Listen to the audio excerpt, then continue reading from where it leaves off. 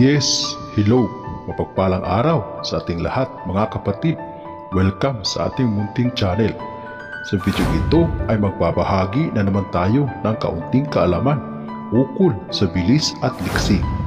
Kung ikaw ay isang atleta o di kaya'y ang iyong trabaho ay nangangailangan ng bilis at liksi, ang orasyon ito ang nababagay sa iyo.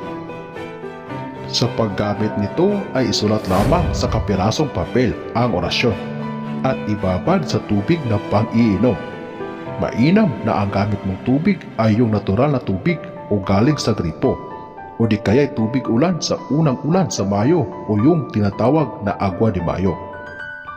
Ang pagbabad nito ay sa unang biyernes ng buwan o first Friday at pwede rin na sa huling biyernes ng buwan. Pwede rin itong bigkasin at saka iihip sa tubig na pang-iinom. Narito na po ang orasyon.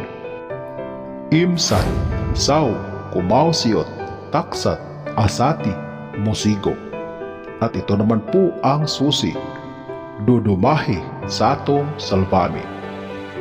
Bigkasin ito ng 3 beses lamang saka iihip sa tubig pang-inom. Yan po ang ating orasyon sa bilis at liksi.